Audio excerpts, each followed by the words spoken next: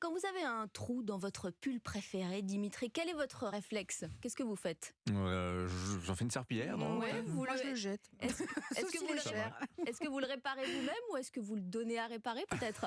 Hein, voyez où je veux en venir. Ouais, plus exactement. Il y a les hommes qui comptent, on va dire, sur leur mère et leur belle-mère. Et puis il y a ceux, oui, qui se retroussent les manches du fil. Une aiguille, c'est votre reportage Europe 1 et vous chaque matin à 7h30. On va apprendre à coudre. Et bien vous allez voir, oui, presque ça. J'aimerais bien savoir faire ça. Je vous emmène dans une boutique de la marque Singer à Lille et derrière les machines à coudre, Maximilien Carlier a trouvé des hommes. Ils participent à des Oh, ateliers le cliché. pour débutants. Eh bien non, justement, ils sont là pour détricoter les stéréotypes.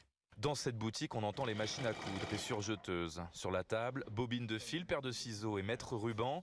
Un atelier couture avec 3 hommes, dont Valentin, 25 ans. Moi, ça me passionne la couture. Ma grand-mère est couturière aussi, donc ça m'a beaucoup inspiré. C'est vachement réconfortant en fait qu'il y ait plus d'hommes qui s'intéressent à ce genre de passion, de métier. On casse un peu les codes, ajoute-t-il. Là, on va reprendre. Des cours, il en prend 2 fois par semaine. Frédéric, animateur. Avant, pour moi, on ne voyait que des femmes. Les cours de couture, c'était femmes. Aujourd'hui, je peux avoir des ateliers où je vais avoir un homme et 3 femmes. Ils osent franchir les portes du magasin, estime la gérante de la boutique Singer, Marielle Sion. Ils se cachent de moins en moins. La plupart des hommes qui viennent sont créatifs. Voilà, on a peu d'hommes qui viennent quand même juste pour la couture utilitaire. Ou bien par souci d'économie, explique cette responsable. Souvent ils sont jeunes et ont cette envie de faire soi-même, de recycler, de réutiliser du tissu pour confectionner leurs vêtements. Un reportage Europe 1 et vous de Maximilien Carlier.